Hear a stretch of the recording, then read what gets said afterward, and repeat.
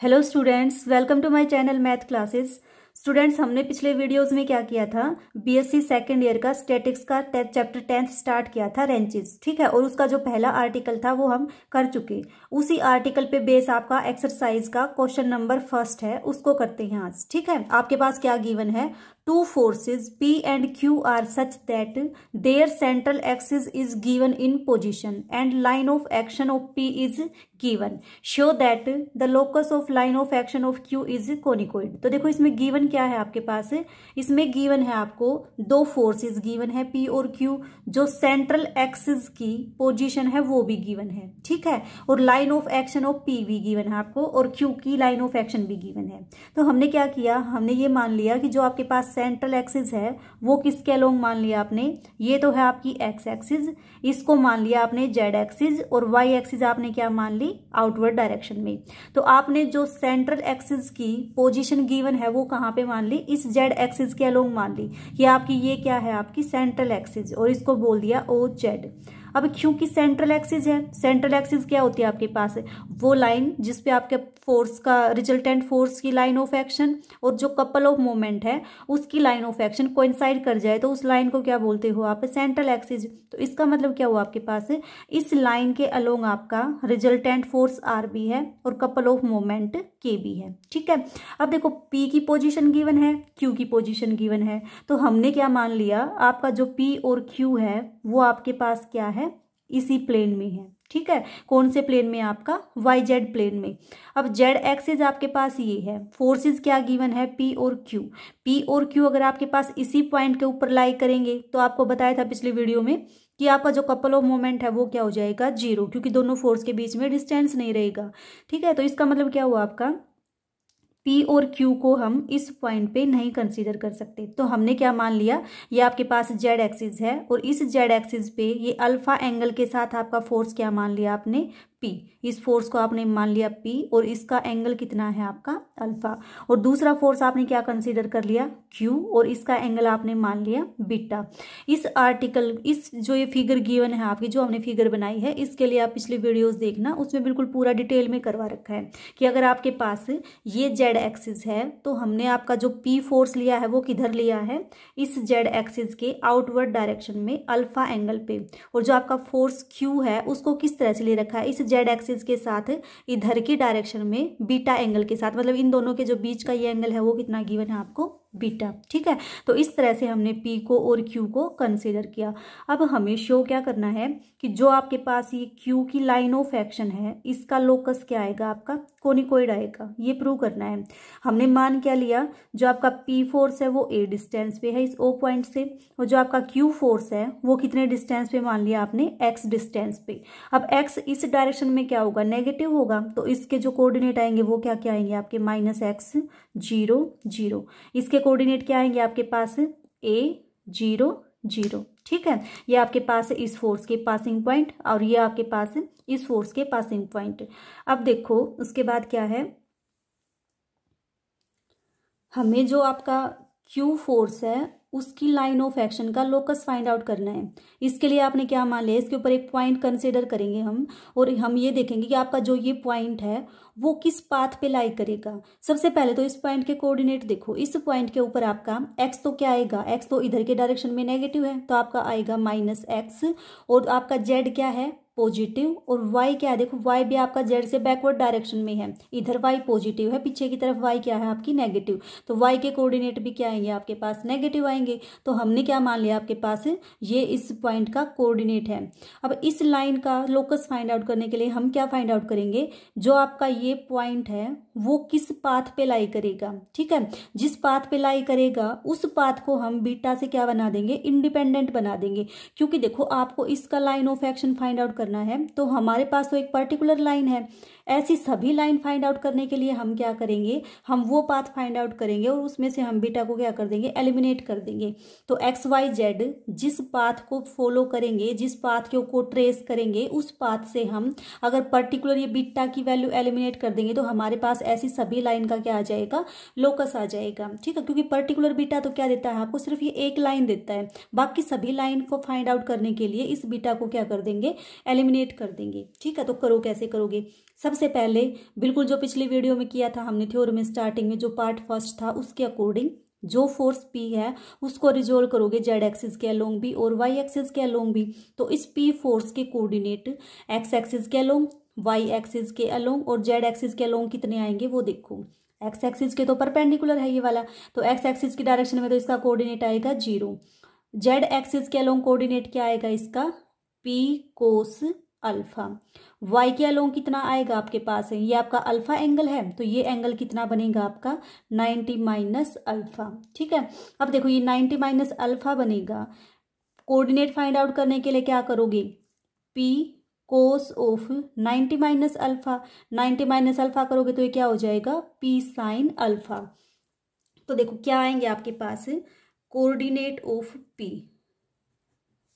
क्या क्या कोऑर्डिनेट आएंगे, एक्स एक्सिस के अलोंग तो आएगा 0। ठीक है, वाई एक्सिस के अलोंग क्या आएगा आपका P साइन अल्फा और जेड एक्सिस के अलोंग क्या आया आपका P cos of alpha. Similarly हम क्या फाइंड आउट करेंगे, coordinate of Q, coordinate of Q के कोऑर्डिनेट क्या क्या आएंगे देखो, Q आपका एक्स एक्सिस के परपेंडिकुलर है तो इसका कोऑर्डिनेट क्या आएगा एक्स एक्सिस के अलोंग तो 0 आ जाएगा। अब देखो वाई एक्सिस के अलोंग, वाई आपकी किधर की डायरेक्शन में है, बाहर की डायरेक्शन में, तो इस Q का इस वाई के साथ कितना एंगल बनेगा बीटा, तो ये और ये आपका 90, तो कितना एंगल बन गया ये टोटल आपका 90 प्लस बीटा। तो इसका मतलब Q का कोऑर्डिनेट कितना आ जाएगा Q cos of 90 plus beta. ठीक है, तो Q 90 कोस प्लस बीटा कितना आ जाएगा आपके पास माइनस Q साइन बीटा, क्योंकि कोस 90 प्लस बीटा कितना होता है आपका माइनस साइन बीटा। अब इस Q का जेड एक्सिस के अलोंग कोऑर्डिनेट क्या आएगा, इन दोनों के बीच में एंगल कितना है बीटा, तो क्या आ जाएगा आपके पास जेड एक्सिस के अलोंग ये आपका आएगा Q कोस ऑफ बीटा। ठीक है, तो इस तरह से हमने क्या कर लिया, इसको रिजोल्व कर लिया। अब देखो आपको पता है जो एक्स एक्सिस के अलोंग आपके फोर्स है वो क्या है 0, कपल ऑफ मोमेंट भी 0, फोर्स भी 0। तो एक्स एक्सिस के अलोंग P फोर्स का कोऑर्डिनेट भी 0, Q फोर्स का कोऑर्डिनेट भी 0 और रिजल्टेंट का कोऑर्डिनेट भी क्या है 0। तो इसको तो कंसीडर करने की जरूरत है नहीं।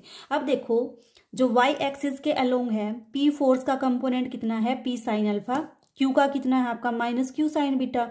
तो इन दोनों का अगर आप सम करोगे तो वो किसके इक्वल आएगा, जो रिजल्टेंट का कंपोनेंट y के अलोंग है उसके इक्वल। अब रिजल्टेंट तो ओनली जेड एक्सिस के अलोंग है, y एक्सिस के अलोंग तो इसका कंपोनेंट है नहीं, तो इन दोनों का सम किसके इक्वल आ जाएगा आपका 0 के इक्वल आ जाएगा। तो आपके पास देखो क्या आएगा P साइन अल्फा प्लस ये माइनस में तो माइनस में आएगा माइनस Q साइन बीटा।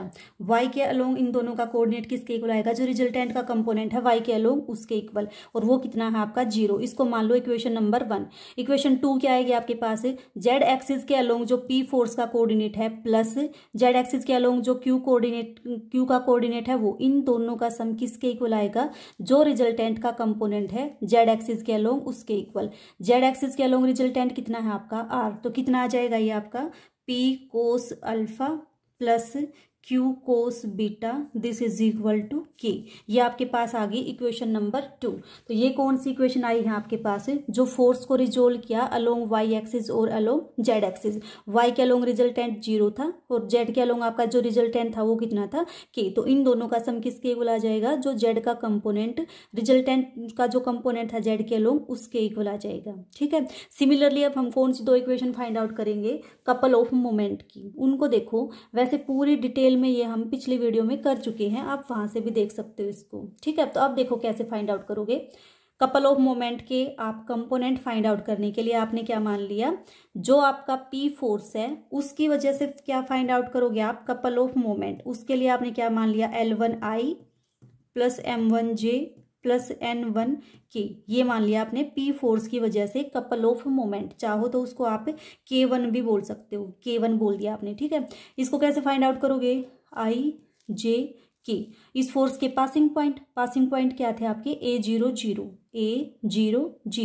और इस फोर्स के कंपोनेंट क्या है P वाले फोर्स के 0 P sine alpha P cos alpha, तो आपके पास आ जाएगा 0 P साइन अल्फा और ये आपका आएगा P cos of alpha. This is equal to, कर लो इसको सोल्व, कितना आएगा I इंटू ये तो आपका 0 ही आ जाएगा माइनस J करोगे तो कितना आएगा ये आपका AP cos of alpha plus K times of AP sine of alpha. तो यहाँ से देखो जब आप इसको कंपेयर करोगे तो आपके पास किस किस की वैल्यू आ जाएगी, L1 M1 और N1 की। सिमिलरली किसकी वैल्यू फाइंड आउट करोगे, K2 की। K2 क्या होगा आपके पास है, इस फोर्स Q की वजह से जो कपल ऑफ मोमेंट आएगा वो कैसे फाइंड आउट करोगे आप, Q के पासिंग पॉइंट क्या है -x0 0, Q के कंपोनेंट क्या है आपके पास ये। अब सिमिलरली इसी तरह से फॉलो करके हम L2 M2 N2 की वैल्यू फाइंड आउट कर लेंगे, और वो क्या है आपका Q की वजह से जो कपल ऑफ मोमेंट लगेगा वो। तो देखो कैसे करोगे, देखिए क्या आएगा आपके पास कपल ऑफ मोमेंट।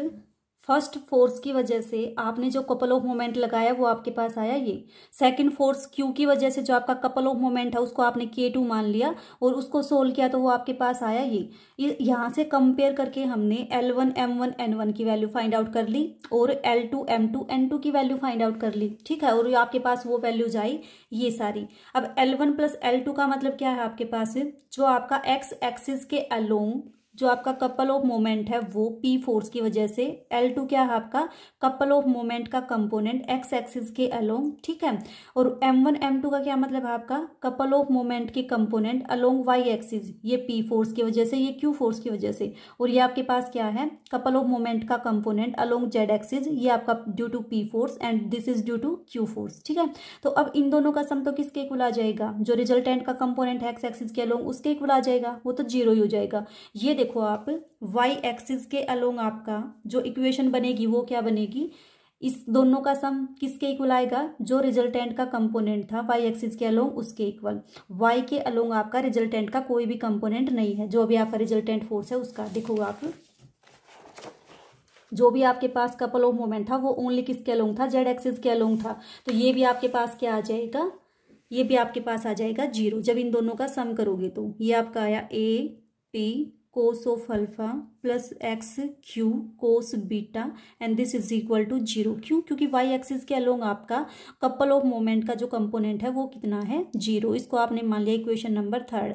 अब जब इन दोनों को ऐड करोगे तो ये क्या आएगा आपके पास, जो रिजल्टेंट का कंपोनेंट है z एक्सिस के अलोंग उसके इक्वल आएगा। तो क्या आएगा ये AP sine of alpha plus x q sine beta and this is equal to K। ये आपका z एक्सिस के अलोंग जब आपने couple of moment find out किया उसकी वजह से जो इक्वेशन आई वो, ठीक है। अब देखो एक तो इस इक्वेशन को कंसिडर करो 0 जिसके इक्वल है उसको, तो आपके पास यहाँ से कितना आ जाएगा AP cos of alpha this is equal to x q cos of beta, ठीक है। अब देखो आगे इसमें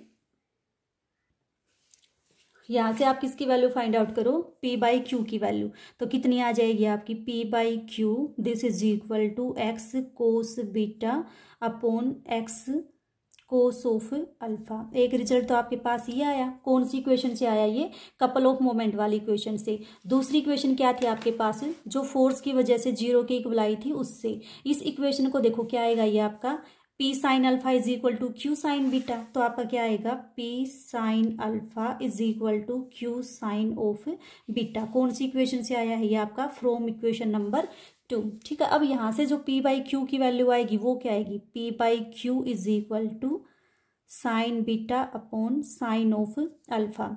अब देखो इन दोनों रिजल्ट से P बाई क्यू इसके भी इक्वल, P बाई क्यू इसके भी इक्वल, तो इसका मतलब ये दोनों आपस में क्या होंगे, इक्वल होंगे। तो कर दो इनकी वैल्यू इक्वल पुट, कितना आएगा आपका ये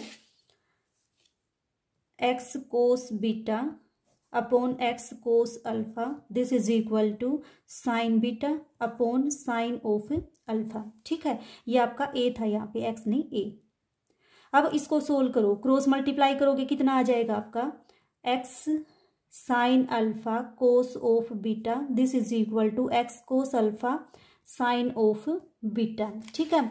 अब क्या करो आप, दोनों तरफ साइन अल्फा दोनों तरफ आप डिवाइड कर दो। किससे डिवाइड करोगे, कोस अल्फा कोस बीटा से इसको दोनों तरफ डिवाइड कर दो। तो कितना आएगा आपके पास, कोस अल्फा कोस बीटा से आपने कर दिया divide, cos alpha cos of beta, ठीक है। कोस बीटा से आपका cos beta cancel, cos alpha से आपका कोस अल्फा कैंसिल। तो यहाँ से कितना आएगा, देखो ये आपका आ जाएगा x tangent alpha this is equal to, और ये किसके इक्वल आएगा आपका, एक मिनट यहाँ पे आप हमने चेंज कर दिया था ना एक्स को A, तो यहाँ पे कितना है आपका A, तो तो ये किसके इक्वल है, यहाँ पे भी कितना है आपका ए। तो ये आपका आ गया x tangent alpha is equal to A tangent beta. अब इस रिजल्ट से हम आगे सोल्व करेंगे, देखो कैसे करोगे। अब देखिए फर्दर कितना है आपके पास, X tangent alpha is equal to A tangent beta. हमने शुरू में क्या बताया था कि हम बीटा को एलिमिनेट करेंगे। अब इस इक्वेशन से देखो बीटा को एलिमिनेट करने के लिए हमें क्या चाहिए, टेंजेंट बीटा की वैल्यू। टेंजेंट बीटा की अगर हम वैल्यू फाइंड आउट करके यहाँ पे पुट कर देंगे तो इस इक्वेशन ये आपकी क्या बन जाएगी, फ्री फ्रॉम बीटा बन जाएगी। ठीक है, तो टेंजेंट बीटा देखो आपका कहाँ से आएगा और कैसे आएगा। इसके लिए आपने देखा जो बिल्कुल स्टार्टिंग में फिगर बनाई थी उसको देखो। ये आपके पास क्या है, बीटा, ये आपके पास वाई एक्सिस, ये आपके पास फोर्स, और ये आपने क्या मान रखी है, ये आपके पास है वाई एक्सिस। वाई एक्सिस जो इसके पैरेलल है वो आपकी, ये आपकी वाई एक्सिस। ठीक है, तो अब इस ट्रायंगल में आप कंसिडर करो, देखो ये आपका जेड एक्सिस, ये आपकी वाई एक्सिस, तो ये दोनों क्या है आपस में परपेंडिकुलर है भाई, वाई एक्सिस भी और जेड एक्सिस भी। तो इसका मतलब ये किसका काम करेगा, आपका परपेंडिकुलर का, और एंगल किसके साथ है, इसके साथ, तो ये किसका काम करेगा, बेस का काम करेगा। अब ये डिस्टेंस कितना है आपका जेड, ये क्योंकि वाई के अलोंग है तो इस डिस्टेंस को आपने क्या मान लिया, वाई।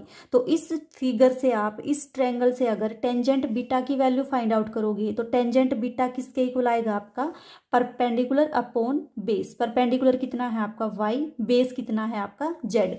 तो आप टेंजेंट बीटा की जगह पे क्या वैल्यू पुट कर सकते हो, वाई बाई जेड। तो कितना आएगा देखो अब इसकी value, x tangent alpha this is equal to a y by z. ठीक है, अब करो इस इक्वेशन को सोल्व। आपके पास कितनी आई value, A Y is equal to X Z tangent of alpha. ये आपके पास किसकी इक्वेशन आ गई, ये आपके पास उस पाथ की इक्वेशन आ गई जिसके कोऑर्डिनेट क्या थे हर एक पॉइंट के, एक्स वाई और z. X y z coordinate लिए थे आपने, क्यू के जो भी कोऑर्डिनेट थे वो। और इस लाइन, पर्टिकुलर लाइन का मतलब इस एंगल को अगर आप बीटा कंसीडर करते हो तो ये आपको पर्टिकुलर लाइन के पर्टिकुलर पॉइंट देगा। लेकिन अगर इस बीटा को एलिमिनेट कर दोगे आप तो आपके पास क्या आएगा, पॉइंट तो आएंगे इसी लाइन के, इसी लाइन का मतलब जो क्यू की लाइन ऑफ एक्शन है उसकी। लेकिन बीटा को अगर आप एलिमिनेट कर दोगे तो आपके पास किसके कोऑर्डिनेट आ जाएंगे, जो इस लाइन से लोकस बनेगा उस लाइन के लोकस, उस लाइन का लोकस आ जाएगा। ठीक है, तो आपके पास ये आ गया लाइन का लोकस। तो ये आपके पास क्या आ गया, ये वो पाथ है जिसको आपकी ये लाइन ट्रेस करेगी। ठीक है, और ये किसकी इक्वेशन है आपकी, कोनिकोइड की, और यही आपको प्रूव करना था। ठीक है।